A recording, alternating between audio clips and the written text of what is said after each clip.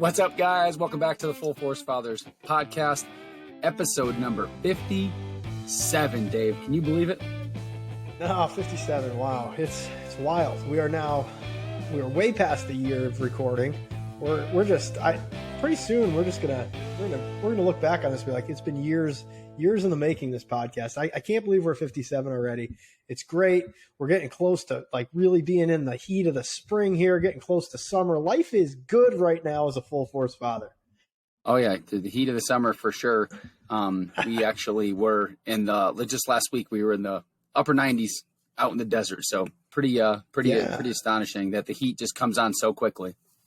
Yeah, we touched on low 80s this past week, and I'll tell you what, this was the best week I've had in Tennessee weather-wise since we moved here. I hope it continues. I know it won't, but this was a brief moment of paradise here in Tennessee. Well, stop bitching about it, man. Come on, it's spring. You're about to be summer. No more complaining about the weather. It's going to get better. Then it's going to be humid. They'll give you something else to complain about. Probably. Now, I know you're in Tucson right now, but where exactly are you? Where in the world is Brett Aragoni today? Jeez, you had to go ahead and ask that question. So if you're watching on YouTube, there's not much around me here. So I am broadcasting from the master suite, our bedroom in the camper right now, because as you guys know from previous episodes, we are back in Tucson, but we can't get into the house for another week. A little bit more than a week. So we are still living in the RV, just in one spot. So unfortunately with Andine's job, she's doing some trainings in the other room, in the living room section. So I have two doors, the bathroom door and the bedroom door, separating us. So I'm recording from the bedroom. She's working from the living room. So it's quite interesting. They are right outside the door behind me. If you're looking over, look over. If you're looking over my left shoulder right here, this big glare, that's the door to the outside. They are outside with the dog. So, but everything else going good with you guys? Yeah, man, it was Casey's birthday this past week. It was a big birthday too. So happy birthday to my beautiful wife. These are these milestone birthdays, so they can take their toll on somebody. I don't know if she's loving it, but happy birthday to her. I think she had a pretty good day. I am terrified of that number. And I just can we please talk about the FaceTime from last week when you FaceTimed me? Please tell the listeners tell the listeners what you FaceTimed me last week over. So Casey, she texted me at work. She goes, "You're not going to believe what came in the mail today." So I got home, I saw what it was, and she's like, we got to show Brett, because Brett, you always rag on her about her being older than you, and I'm older than you too, so you get us both. But Casey's just a few months older than me, so she's crossing this line first. And so we FaceTimed you, and all I did when I FaceTimed is I held it right up to the screen, and it was a letter from the AARP with her card in it. And I'll tell you, I thought it was for age 50 that you got that, but apparently it's not. Oh yeah, she is mortified by that. She's old. She's really not, but I guess according to the AARP, she is. So yes, yeah. Well, happy times. belated birthday, Casey. I know I wished you went on your birthday, but for the show, happy birthday. Your wife's a great woman, great mom. So you got a good one there, but. Anyways. Yeah, and it was unfortunate. I had to travel. It was a spring game in Austin this weekend too, so I got a little college football in, but I had to leave on her birthday, so we didn't get to celebrate on her actual birthday. I had a special day though for her, which I think she enjoyed, and then we celebrated on Sunday when I got back. So that was at least good. At least we had that day. Yeah, no, that's awesome. Back to the grind. Pretty soon we'll be doing Where's Dave recording from episodes again instead of just Where's Brett's recording from. And so I hope this is the last time I have to record from the bedroom, but you never know. So we'll wait and see. But listen, episode 57, and as you guys all know, Dave is the more realistic one when it comes to the numbers, and I'm always the one that's like, this is a great number. This is a great number. This one is a terrible number, and I'm not. If it were up to you, we'd have 15 one seeds. Yes. Where does this? Is this a 2 then? You said, is it a 2 seed or a 3 seed? Oh, shut up, dude. This thing doesn't even make. If there was 32 seeds in a bracket, it wouldn't make it. And I'm not trying to take away from the few guys. I'm not trying to take away from the few guys that are in the 57. It's not even that. It just wasn't a popular number across the sports. There is one Hall of Famer, and we'll start there. In football, Dwight Stevenson was a Hall of Fame center for the Dolphins. So there is at least one Hall of Famer in there. And the other one that I knew right off the bat, Francisco Rodriguez, K-Rod, was the closer for the Angels. He's a World Series champion. He actually still has the record for the most saves in a season. In 2008, that's a lot of saves. He had 62 saves in 2008, and that still to this day is the record in Major League Baseball. Yeah, that's a lot of saves. Did he end up going to the Mets? Is that where he wound up afterwards? I think he ended up getting that big contract with the Mets after he left. But I don't quote me on that. You know me, I don't follow baseball enough. But there's one guy on the list that I couldn't believe. I didn't realize it. Hilton Armstrong, former UConn great. I don't know about that, but he made it to the NBA because he was like 7 feet tall. What are you talking about? He was a lottery pick. Yeah, he was a lottery pick in the league. Crazy. Yeah, the best stat about him when he did the research on this. How many games did he wear 57?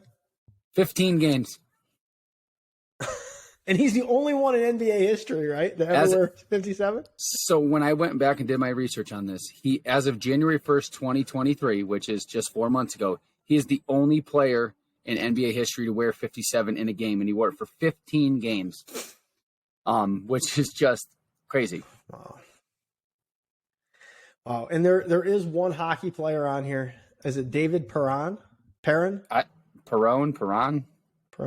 I mean, he's got 490 career points. He won a Stanley Cup in 18-19.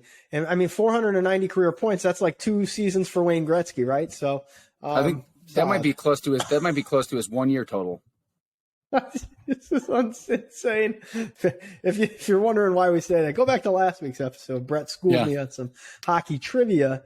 The great Wayne Gretzky. Yeah, dude. His numbers retired in hockey. You can't even wear 99 in hockey. So no, it's pretty wild. Yeah. So, anyways, moving along. That was our list of 57. As you can tell, it's nothing to write home about. Couple good ball players in there, but we're gonna jump right into the Bible verse today. And the Bible verse comes from Proverbs 11, verse 25, and it's a very simple line. And I picked this one because it's simple, and it just says Proverbs 11:25. A generous person will prosper. Whoever refreshes others will be refreshed. It's pretty simple, guys. Be generous. I know you work for a company where they always say the greatest thing you could do with your money is to give it away, to be generous, right? So be generous. Yeah. Whoever refreshes others is refreshed. Okay. And the generous people prosper. Yep. Yeah. The 7 baby steps for the company that I work for at Ramsey. Baby step 7, live and give like no one else. That's what it's about pouring money and pouring resources, time, whatever it is you have into others. It doesn't have to just be money. It could be your skills, whatever it may be, pouring that into the world, pouring it into others. You're going to prosper for that. You're going to prosper both spiritually, emotionally, financially. All those things are going to come together if you're generous. Yeah, no, absolutely. And today's episode, like we mentioned last week, we're going to get back into more of the full force father stuff. The sports stuff is cool, and we are going to try to throw a little sports segment in here and there, because we enjoy doing it. But we want to get back on the track of the full force fathers, the faith, the finances, and the fitness. All right. So today's episode came about because I had questions for Dave about retirement. He's like, "Hey, that's a good idea for the show." And Andine started her new job, and we'll get into all that. I don't want to go too far down the hole, because I got a nice little Q&A session for today for Dave to talk about retirement, because like I said, we need to get back on some full force fathers topics, and no better time than, especially in my life with Andine starting a new job and us being back in Arizona, to talk about retirement. So that's what we're going to do today, Dave. So I'm going to fire some questions at you, and you're going to fire some answers back at me. That sounds great. But before we do that, I did have one question to ask you, because this is in your wheelhouse. I saw this today. I saw something about a 40-year FHA mortgage. 40. Is that true? You did see something about a 40-year, and it's yes and it's no. It's true and it's not true. And the reason why it's true and not true is this. Explain. Because the media just wants you to believe that, because they're all liars and don't believe everything you read and see in the media. This is the perfect example. So major publications last week came out with saying, FHA, there's a 40-year mortgage. FHA, 40-year mortgage. I mean, the likes of Yahoo and all these other big news outlets said, the FHA announces a 40-year mortgage. And so I did a video on my business page last week about it. And I mean, I'm glad you brought it up, because to our listeners that may have been confused by hearing that. So this is what happened. So the FHA came out with a 40-year loan modification option. And what that means is if you took forbearance during the pandemic, or you're behind on your note, right? It's really meant to help not have foreclosures tick up, because the last thing they want is a bunch of foreclosures to tick up. And then there's just going to be a panic-stricken country of, oh my God, everyone's going to foreclosure. But what happened is all those people that took forbearance and shouldn't have taken forbearance, they thought their payment just went away. It didn't go away. What happened with all those payments is it just got shoved onto the backside of your loan. So all it did was extend your loan. So you saying you didn't have to make a payment didn't mean anything. You're still paying it. The bank's going to get their money. Yeah. So really, go ahead. You had a question? The bank's never going to not get their money. I think that's where the big misconception was. The bank's always going to make out. Yes, you're absolutely right. They're always going to make out. So what happens with this? So what the FHA is, they don't want the market to be flooded with foreclosures when people have to start making their payments again, and they go, oh my God, look at these payments that they jacked on the end of my freaking note, but you signed up for the note in the first place. But so what this means is it is a loan modification program only for those that are currently in an FHA loan that are behind. It's loss mitigation. They don't want foreclosures. So they're giving you the option to extend to a 40-year to stay in your house, essentially. But what the media, by putting headlines out that says FHA announces 40-year loan, my phone was blowing up. Hey, can I apply for a 40-year mortgage? No. This is not a 40-year note for any. So let's just say, Dave, you come to me and you want to get pre-approved for a mortgage. You cannot be pre-approved for a 40-year FHA loan. That doesn't exist. That is not a program that exists. It also does not exist for those that are in current FHA loans that want to refinance. If you are in good standing with your servicer, you cannot just say, I want to refinance to a 40-year loan. It's not a product. That is not an option. It's not an option for everyday people. It is not an option for any new purchasers coming to the market. Thankfully, it's not. I mean, what a stupid idea that would be to go and apply for a 40-year mortgage. Are you serious? I mean, I'm not even 40 yet. I'm very close. That would mean I'd have a mortgage for as long as I've been alive. That is just stupid. I mean, 30-year mortgages are stupid. And now we're going to get into 40. So thankfully, I guess that should be a topic for another show. Mortgages. Yeah. And the length of them and like the pain that you can put yourself in by doing that. And you would have great insight to that. That being said, 40-year mortgage would absolutely jack up your retirement, which is what we're going to talk about today. Absolutely, you're right. And the other thing, that's a great idea. We're going to make a note here to do a mortgage episode, because the other thing I don't want you guys going out and doing is after you buy a house, go get another loan for a HELOC or get a loan for whatever. Oh, boy. So we're not, like I said, let's not go down that rabbit hole, because we're already, 12, 13 minutes in. Let's jump into the retirement talk, like you said. So Dave, the way I'm going to portray this is I'm going to ask you questions. I want you to give me answers. Okay. Got it.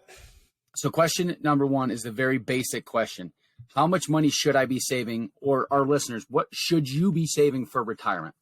That's super simple. And it's 15% of your gross household income. So it's not your net income, not what you bring home after taxes. It's your gross income. Oh, gross income. So if you're if you make $100,000 a year salary, it's 15% of that. Yep. And it's household. Okay. So it's not just you. So if you and your spouse are working, you got to combine that income together to get your 15%. So if you're making 100, your wife's making 100, you got to do 30,000. That's how that works. Okay. So next question. When is the best time to start retirement? If you haven't already, today is the best answer for that. But caveat to that, you need to be out of debt. So that's the key. You got to be out of debt. You can't be doing all these things at once. You can't be paying off your debts, going and getting more debt, trying to save for retirement.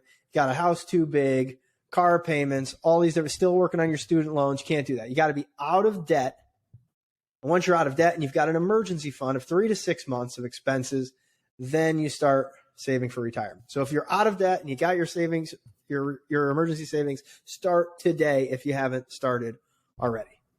So if you have debt, that 15% that you would be throwing at retirement, take that 15% and throw it at your freaking debt and get rid of the damn debt. And more. Throw it at everything you got. And there was an episode, I don't remember what episode it was. We've done an episode on that. We'll probably do another one soon because it's important. But yeah, you got to get that debt paid off, and you got to have an emergency fund. No more credit cards, none of that stuff. Then you can save for a home, save for a down payment if you got to do that. And then it's retirement. Once you get your house, it's retirement. And those are the steps. But if you're through all those things, start today. It's important. Okay. So the next question I have, this one actually pertains to me. So as you know, I am 100% commission based. I am not a salaried employee. So my question is, what if I'm not a salary or hourly employee? How do I find out what I'm doing or what I'm giving away, like what I'm supposed to be stashing away in retirement? Yeah, that's a great question, and it comes up a lot. And the answer to that is you got to establish your baseline. You've got to look back on however long you've been in it. If you've been in it more than a year, look back 12 months and say, all right, the average that I bring home every month is X. This is my salary. And you're going to put 15% away of that. Now, Andine works too, so you're going to add her income into that as well. Make sure it's 15% of the total. And then that you can put in knowing that this has been a consistent trend for at least a year. I'm very, very confident that I'm going to make this. I'm going to put that in every single month. That's what I'm going to do. Now, what I would do beyond that is if you have a month where you get a few extra loans and you got a big payment that comes to you, you got to put that aside. You got to take that extra. You got to take 15% of whatever that extra is beyond what you had planned for. Take that 15% and put it to the side. And you could either do this at the end of the year. You could do it every month. You go and you make a separate deposit into your retirement. And that will help you get to your 15% and allow you, because what will happen is a lot of people will just go it off their baseline. They'll make a lot more money, but they won't contribute to the retirement. So you're not actually contributing the 15% that you're making to retirement. It's significantly less. And then that'll end up hurting you in the long run. Okay. That's good. That's good. Now, in what order should I be investing? Let's just say, like, is it 401k? Is it a savings account? Is it IRAs? What way is there a specific order that I should be going? Yeah, there is a specific order. At least there's a specific order for me. This is how I look at it. If your employer offers a match on their 401k, usually a 401k is a benefit that you get from your employer. If they offer a match, you put money first into that 401k up to the match. So say your employer offers you 3% of a match. You put 3% of your salary in to get your 3% match because it's free money. Free money. Free money's great money. Free anything's great, but free money's the best thing. Okay. So start with a match on a 401k. Beyond that, the next thing is a Roth IRA. If you qualify for it, a Roth IRA is the next best thing to do because that's going to give you the best return in retirement. We'll talk about that, I think, a little bit later. I saw a question coming up about it. What is a Roth? But a Roth would be next. And then beyond that, you could either do a traditional IRA or you could go dump money back into the 401k to get yourself to the 15% if you still haven't hit it at that point. What does IRA stand for? Individual retirement account. Kind of sounds like a stupid question, but I really don't. I thought you stumped me for a half a second. I was like, wait a minute. Yeah. Whoop, yeah. And then it clicked. But yeah, it's an individual retirement account. Okay. So this is where this next question comes directly from me because this is my question. This is what's spurred this conversation this week about this 401k or 403B. And I ask because Andine's new job offers 403B up to 3% match, which we've done, which she selected to do 3%. So they would match up to the 3%. Is there a major difference between the 403B? Because I was expecting to see a 401k. No, I mean, I'm not an expert in the tax law, but it's basically the way the tax code is written. A 401k is for for-profit companies. 403B is usually nonprofit. Schools, government officials, things like that will have a 403B. So that's really the difference there. But they operate the exact same way as far as you're investing in. The options that you can have are usually very similar. They grow the same way. But 403B, just like a 401k, you're putting money in pre-tax. So they grow tax deferred and ultimately come out and you have to pay taxes on them later. Okay. So essentially it's just a different 400 number with a different letter at the end. Pretty much. Yeah. Just where it is in the tax code. They're very close. Okay. All right, next question, because we're keeping rapid fire here. What's the difference? I hear Roth and traditional. What's the difference between Roth IRA versus traditional IRA? Yeah, this one's great. A Roth IRA is when you're taxed up front on the money going in. So you'll get your paycheck, you'll pay taxes on it. It'll come out of your taxes will come out of your paycheck just like normal, and then you take the money at that point and it goes into a Roth IRA. Now the great thing about that is it grows with no taxes coming out of it. So it's growing. No taxes are coming out. When you get to the point of retirement, it comes out tax-free. So tax-free growth, tax-free distributions in retirement, which is fantastic because, usually taxes are going up. Now, if taxes went down in the next 40 years, well, then that probably wouldn't have been the best option because you'd pay less in taxes later. But the taxes don't go down. Just look at what's happening. You'll see that they go up. So you pay taxes now on the money going in, but it grows and grows and grows tax-free and comes out tax-free. And that's a beautiful thing. So, I like to look at it like this. If you were to put $100,000 into your retirement account in a Roth, right? You'll probably have paid $25,000 in taxes on that roughly going in, depending on your tax bracket. Say it grows to $1 million. You only paid taxes on that $25,000 going in. That's pretty good. $900,000 in pure growth. That's straight to you. Beautiful. Okay. So why wouldn't anybody just always do a Roth? Well, a couple reasons. The first is if you might not qualify for it. You might make too much money. So that would be the first thing. Some people can't. Now there's backdoor Roths that you could get into later, but it takes a little bit more planning, and you got to have the money to pay the taxes and all that stuff when you roll it over. But so we're not going to talk about that. That's a little next level. If you're in that problem, you're in a good situation. But there are limits to that, and also there's maximums that you can put in. You can only put in if you're below the age of 50, $6,500 a year each person. If you're 50 or over, it's $7,500. So to get to your 15%, you might be needing to put in more than that. So that's where you'd have to go find other investment options as well. The government doesn't want to just give you all free money. Okay, so essentially what you're saying is when you max out a Roth IRA, then you can go to a traditional IRA, but it's just the opposite. Is it tax-free dollars going into a traditional IRA? Or is it still after tax? No, oh yeah, no, it's they call it pre-tax dollars that go into a traditional IRA or your 401k, I guess that's probably what you're asking about, your 401k.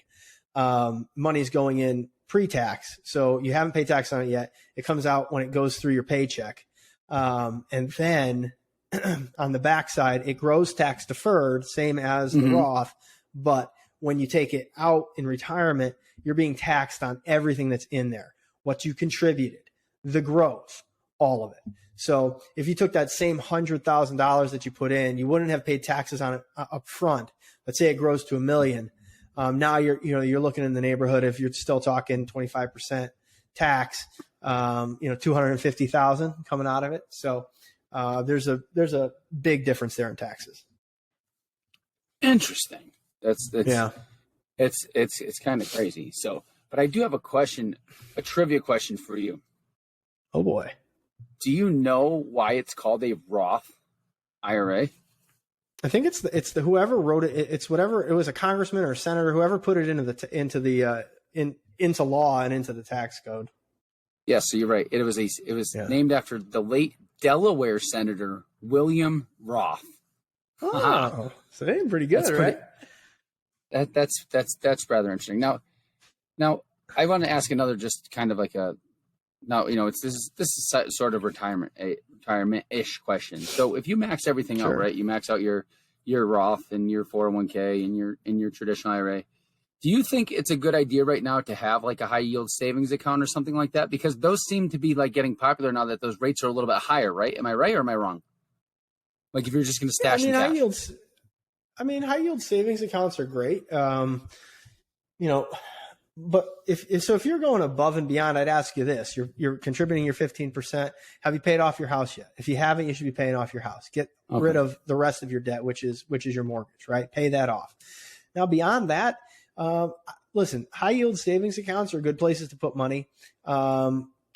If you're at that point where you have no debt whatsoever, and I'll tell you why. Because when you get to retirement, a great place to put your money is in something that's safe, some of it. So you want to be able to keep your retirement growing, keep that in the investments to just keep it going and going and going.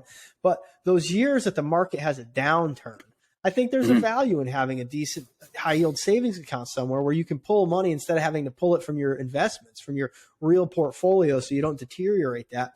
You pull it from your high yield savings account.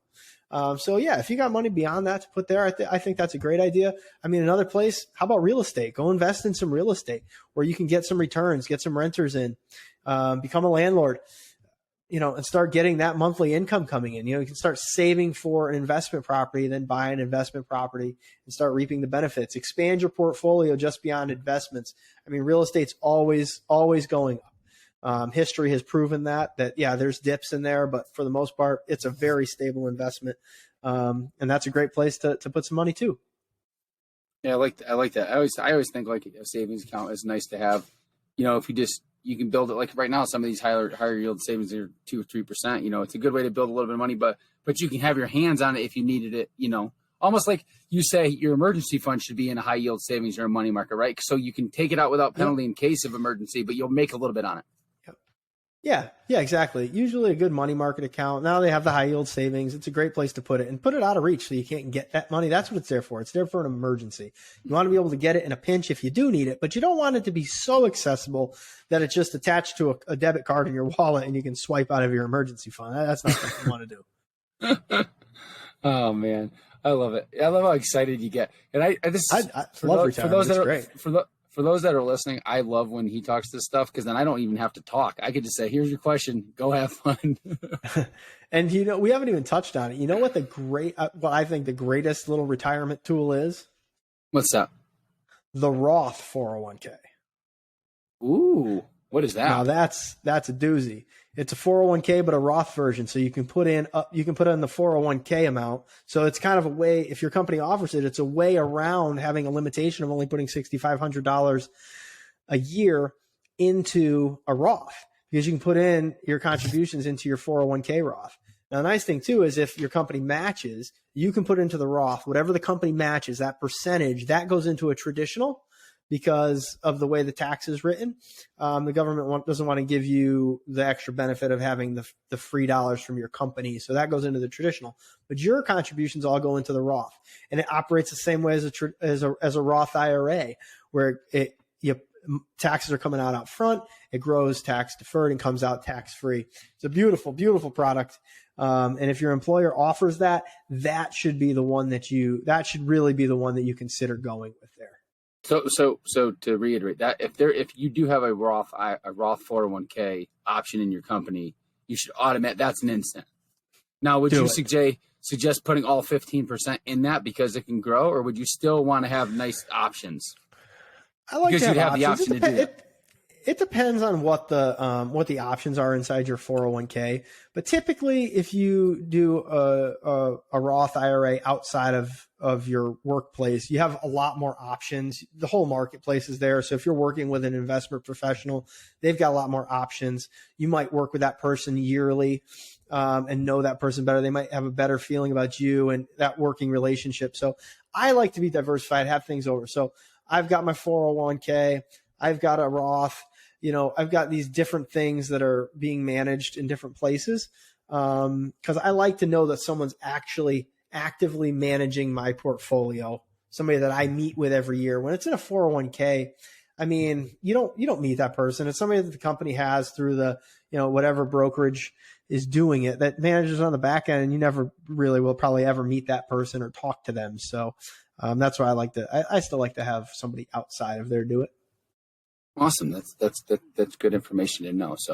So that's like, you have anything else you want to touch base on when it comes to retirement? I mean, that was my list of questions. Do you have anything else you wanted to add in there? Yeah, I mean, starting early will make all the difference in the world. We've done it on this show before. The numbers are staggering. If you start at the age of 18 when you first get out of, if you're out of school, you don't go out of college, or if you start at 21 or 22 when you get out of college and you have no debt, if you do the things we talk about, you have no debt, you start saving, you have an emergency fund, and you start investing at that age, 18, 22, it doesn't matter. The compound interest, you're going to see the impact that makes over the course of your working career. You'll be able to retire at any age you want to retire.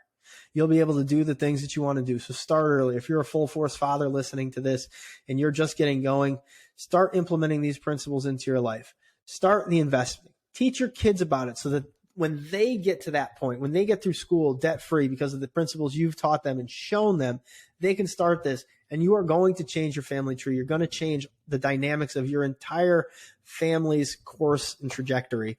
And it's a beautiful thing to see. And it's simple. It's so simple.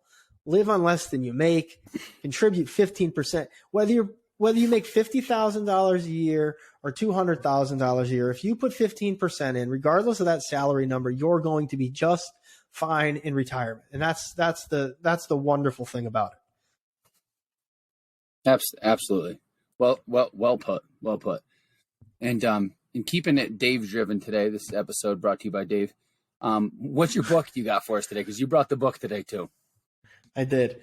This one is called The Road Less Traveled by M. Scott Peck. This is a book that was given to me 13 years ago when my mom passed from a friend's mother. And this was a good read. It's been a while since I've read it. I was unpacking some books the other day and came across it. This one is talking about how difficult life actually is, but the fact that we must face it. There's no shortcuts through it. We actually just have to face it, and how discipline and delayed gratification are such key components to doing that. Staying disciplined and focusing, getting through those difficult days, and delaying gratification. Like, you're not going to instantly feel better. It's going to take time. You're going to have to put in the work to feel that true sense of fulfillment, and you can't fake it. It talks about love and how, in order to find spiritual awareness, we really must truly love ourselves, to want to give ourselves that, for us to believe it and truly bring it into our soul. You need to absolutely love ourselves. But it also talks about how love can be such a gigantic risk, right? It can cause extreme suffering when you lose someone, whether that be death or the love of your life. If you end up losing that person somehow, you separate. It can be a great suffering. So love is both very powerful, that you need it in your life, but it's a risk that's out there that that is fully in your life, in everybody's life. It also talks about religion, how you need to have your own belief system. You need to have something to believe in, whatever religion it may be, the power of having that spirituality in your life. And as Full Force Fathers, we talk about that every single time we come on and do an episode. And the last piece is about setting goals and achieving them. Setting goals to get through those difficult situations. How do you work through those? Staying focused and achieving them so you can get that sense of accomplishment. Start, feeding off that energy that comes with that to help work again through life's difficulties. So it's a great book. It's called The Road Less Traveled. Oh, sounds great. I'm gonna have to pick it up and read a copy of that. I love what you mentioned about the religion, where you have to have something to believe in, or you're just wandering aimlessly throughout life with no end game in sight. You know what I mean? So I love that part. Yeah. Cool. Well, Dave, I appreciate the episode today. This was a nice change of pace here. Brett, shut up a little bit and let Dave do his thing. I'm going to let you talk for a little bit here, because I've missed hearing your voice in this episode, because I have talked a lot more. We were talking about this when I was on my drive home the other day, and it got me thinking, like, we should talk about it on the show. We talked about how we wanted to put sports into the show a little bit more. So last night was, I don't know how many, I don't really watch the NBA, so it is what it is. But they've got a play-in game now for the 7th and 8th seeds, and I think it's the dumbest thing going. I don't know when they instituted it. It's stupid. They're trying to like mimic what MLB is doing, which is freaking terrible too, with the extra wild card. I just don't understand. And I guess this goes back to giving a trophy to everybody. Like it's just going, but I know it's about money, but like if you couldn't land in the top 8 seeds in an 82 game season, oh well, you're out. See you next year. Why do we need to have these extra playoff games? It drives me mad, and I will correct you. It was a few nights ago. It wasn't last night, but it was a few nights ago that there was the play-in games for the 7 seed, and then there was the next set of play-in games for the 8 seed. And I couldn't agree more. Major League Baseball, basketball, and even football. We all love football, right? But football is guilty as charged as well. Adding the extra regular season game because 16 wasn't enough money, right? And then adding the extra wild card team, where you now screw a second team over in the AFC and the NFC, because it used to always be two buys. Now it's 1 bye because they have to have a fucking odd number of teams. It's so ridiculous. Baseball is the worst. Baseball is unwatchable these days, and now they institute this pitch clock this year. It's so unwatchable. And then you expand the playoffs when, dude, it's a 162 game season. If you are not one of the top 4 teams, you don't belong in the playoffs. You could conceivably have a team that has lost 5-10 more games than the true wild card team that gets a 3-game playoff to get in. I mean, it's ridiculous. It's absolutely ridiculous. It's ludicrous. Yeah. And all these sports are doing it. It's all about money. The college football playoffs talking about expanding. I think they approved it. That's expanding. Yeah. That's dumb. I heard the NCAA men's basketball tournament was looking to expand as well. It was great at 64 teams. They upped it to 68, whatever. I mean, I love college basketball, so I'll watch. But, I mean, it's stupid.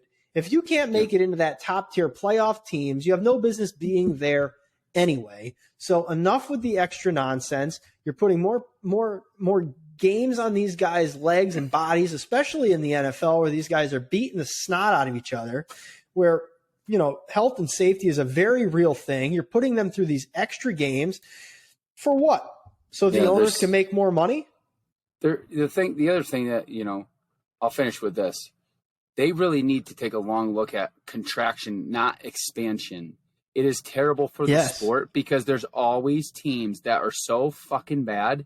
They're literally unwatchable. They need to, and Colin Cowherd, the great Colin Cowherd, like him, don't like him. He's my personal opinion, he's the greatest sports radio talk show host ever. That's just my opinion. You can agree with me or not. You can't deny his greatness. And I remember years ago he talked about it. When these leagues talk about expansion, they need to be talking about contraction. MLS is another reason. You know why no one watches Major League Soccer? Because it's unwatchable, right? You have a regular season, and then you play a playoffs, and then you add this team, and then that team, and then this team, and then that team. There's like 30-something teams in Major League Soccer. It is unwatchable. It is not necessary. If you ever wanted to be successful in that model, you would have to model Europe. I know they're going against the grain, and they're trying to be successful without it. It's not. It is unwatchable. Here's a hot take for you. If you're sub 500 in the regular season, you got no fucking business being in the playoffs, regardless. I don't care if you got to lose 2 teams from the playoffs. If you're sub 500 in the regular season, you got no business being in the postseason. So they should just reduce the number of teams in the playoff. That's what I have to say about that. I think it's stupid. It's stupid. I'm not 82 games and you can't win 41, yet you're getting into the playoffs? Playoffs? Yeah, dude, It blows my mind, and we could talk for an hour on this stuff, but I'm glad you brought it up just to kind of speak our piece on it, Yeah, for sure. All right, man. Well, it was a good episode. Bring us home on episode 57. All right, everybody, get out there, continue to live the full force life, start saving for retirement. Remember what we said in our Bible verse today: those who are generous will prosper. Continue to live the full force life. We're going to see you next week on episode 58